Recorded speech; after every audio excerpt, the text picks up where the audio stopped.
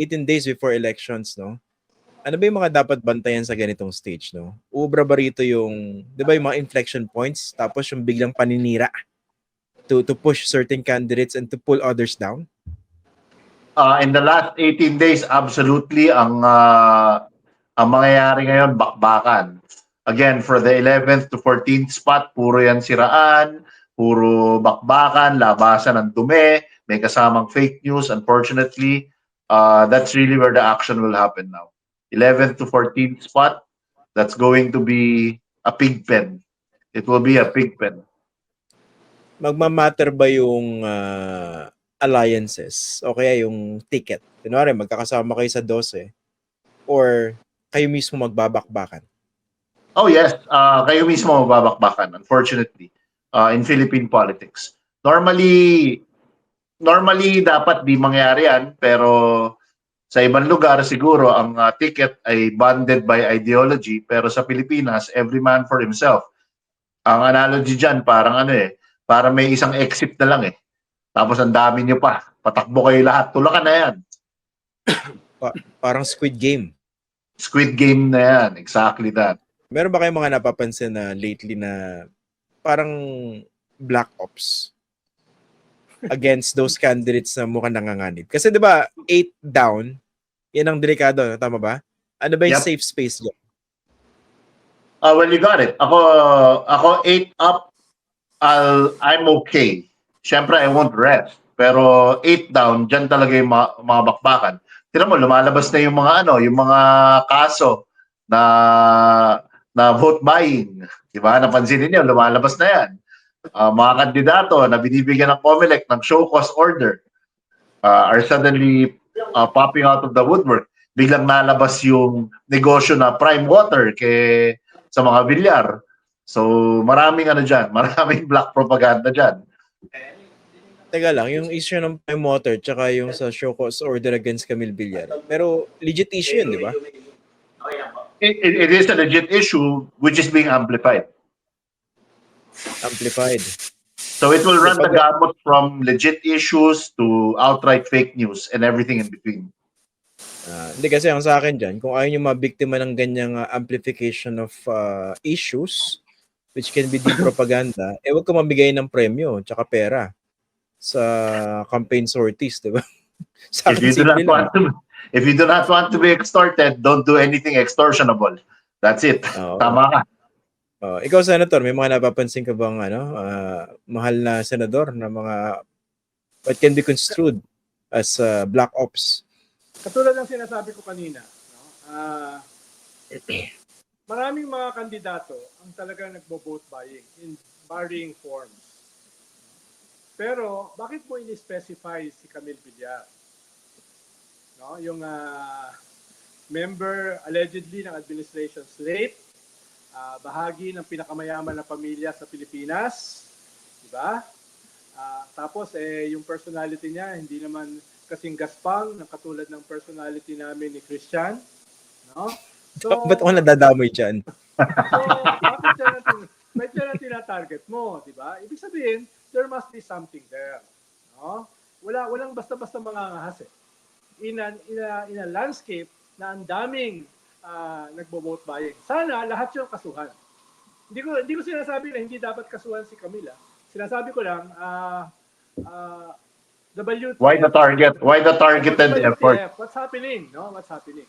So ibig sabihin, ano siya? Malakas. Dun sa mga nasa laylayan, malakas siya. Or na siya, nawala na ng amor sa kanya yung powers that be. No, medyo tinutugis na sila. No, for especially inuulit ko for Yusek Claire to sharply attack yung isang leader ng isang partido na kasama sa ruling coalition. There must be something there. Hindi ko sinasabi na yan ay special ops, pero in all probability that could be. Pero marami sa mga special ops hindi mo makikita. Mangyayari na lang. That's what makes them special. Oo. Hindi ko sinasabi na kami ay involved sa special ops. Pero kung halimbawa ako, a lifetime ago, ay mag-i-special ops, hindi mo mararamdaman. Hindi mo makikita. Or else, napakabobo mo sa special ops. At marami rin akong kilala na bobo sa special ops. Meron naman dyan mga tinatawag na reverse trap. No? Akala mo, tinatrap ka na, yung pala, yung nagtatrap sa'yo, ay tinatrap yung sarili. Ako special ops is an art form. Hindi yan para sa mga faint of heart, hindi rin yan pwede sa mga idiots, no? Hindi rin yan pwede sa mga man for others. Etong endorsement ni Lenny Robredo kina Pacquiao tsaka kina Abalos, hindi ba naturally magbibigay din ng parang target sa kanilang mga noo ito? Exactly. Exactly, which we discussed earlier. That paints a target on their foreheads. And Ngayon, strategically, nasa medyo baba sila, nasa ano sila, lukewarm area of the sea. So it benefits indirectly. I'm not saying that, again, full disclaimer, I'm not saying this was intentionally done. The vice president, I'm sure, the former vice president has a purer heart than that. Pero Kung Ano yung ba isa yung ay mga- number 16 at yung isa ay number 12, kailangan mo nang sumugal. Diba? Yun din naman yung kanilang sitwasyon. Lalo na kung wala naman silang magaling na PR like Alan, ang kanilang gagawin na lang ay talon. No? Huwag ka na maghanap ng safety net. Talon ka na. Dahil practically 2 weeks na lang Magkukang ka pa, magpo-focus group discussion ka pa, no? Marami ka pang gagawin.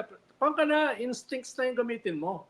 No? At tumalong ka na dahil nga malayo ka na, 16, bumababa ka, yung isa ay bumababa, number 12 na, dati ay number 6. So, kailangan you have to do something dramatic. At probably out of the box, na two-edged. Two-edged Lahat naman ng ganong klaseng mga talon ay pwedeng sagipin ka, pwedeng patayin ka. No? Pero, ayun, kung hindi ka sigurado sa iyong mga strategies, go for broke. go for broke. That's it. Go for broke. okay, tanongin natin si Alan. Siya yung campaign strategy sa ganyan. No? Si Senator Edu, ano yan nagde-deny na meron siyang alam sa mga special ops, aka black ops. No? Alan, di ba lagi mo binabanggit dati nung crucial moments nung previous campaign, si Bong Revilla, sumayaw na lang. Tumayo na lang, yes. That was Ngayon, very mukhang hindi naman siya, calculated. hindi mo siya nanganganib, no? Pero kunwari, the likes of Manny Pacquiao, Benhur Abalos, Camille Villar, sino pa ba yung mga nasa laylayan? Ano ba yung mga drastic na pwede nilang gawin? Something to the effect na magkaroon sila ng budots impact. Yung ginawa ni Camille is desperate din yun, tingin ko. Yung magpa-endorse kay Sara. Tingin ko Alliances, yes. May Last minute calculation alliances, may desperation din yun. Dahil posible kasing ilaglag ka ng administration. May ganong klaseng danger din yun. Ang kapalit na Definitely, syempre. that was a move to kapit move yun. Even Aimee, that was definitely especially Aimee, in fact. So yun nga, anong pwede nilang gawin aside from seeking endorsements? Yung something na parang magkakaroon ng budots impact. Yung talagang maaalala ka, tatatak ka out of so many candidates. Well, the lowest hanging fruit in terms of comms, no? By the way, lilinawin ko lang, pag last 70 days of an election, the comms will already take a backseat. Very, very minimal na lang ang effect ng comms pag last 70 days ng election. Ano na yan?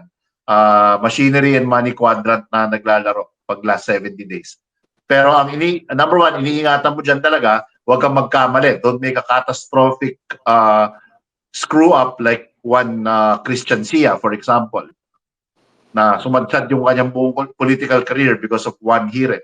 So babantayin mo yan. Number two, the lowest hanging fruit is to pick a common enemy at upakan mo. Pick a figure na maraming galit at upakan mo and join that bandwagon. So for example, if suddenly a candidate will say, pro-Philippines, we hate China. Yeah, suddenly you're coming up with something like that. That's just an example off the top of my head. But yan yung pinaka lowest hanging, easiest access maneuver that you could do in these last remaining days. Pick a common enemy and hit it. Kanina nga, Christian Alan, guess ko si Francis Tolentino. Tinanong ko siya, Senator, with more than 90% of Filipinos against China or critical with China, bakit hindi dinidikit dito sa mga pro-China senators?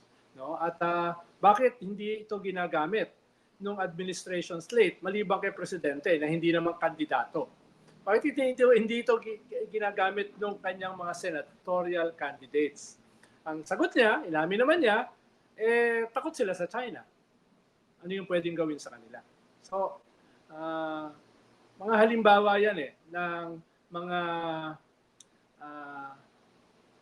pwedeng defining strategies laban doon sa mga kalaban mo at para sa mga kakampi mo. Pero parang walang kumukuha, walang gumagamit. Maliban kay President BBM. It's bizarre actually. It's bizarre. Kasi may nagsabing isang analyst na sikat, no, na matalinong analyst. Ang tawag niya doon, the dissonance of surveys. Kasi nga, majority of Filipinos profess that they are anti-China. And yet, the same majority of Filipinos are putting ostensibly pro-China candidates sa top 12. So, it's the dissonance of surveys. And kanina, di ba, nagkaroon ng isang hearing itong si Senator Tolentino. Actually, in-invite ko siya kanina para ngayong gabi, pero baka luma na yung number na meron ako sa kanya. Ang basa ko ron, hindi ko naman sinasabing too late na hero siya, no? Pero pwede rin. Ito bang ganitong klaseng matinding pagtindig dito sa ginagawa ng China? Tsaka yung mga pagtatanong niya kanina, diretso, di ba? Doon sa pakikialam ng China dito sa eleksyon na parating. Hindi natin nadidinig yung ganong katinding mga kataga sa kanya, no? Sa mga tulad niyang politiko. Pero yung mga ganitong pagtindig, meron pa ba magiging impacto? Lalo, medyo malayo siya sa mga survey, di ba? Parang mga nasa 18 and below siya. Alan? Go for broke strategy na to. Senator Edu said earlier, no? Nothing to lose Corner drop ka na. You're already at that spot. So, might as well go for broke, di ba? Don't die tired. Fight it na lang, di ba? Go all out. Empty the gas tank, so to speak. So, yan ang ginagawa ngayon ng mga senatorial candidates na medyo nadedelikado. They're emptying the gas tank, throwing everything in the kitchen sink.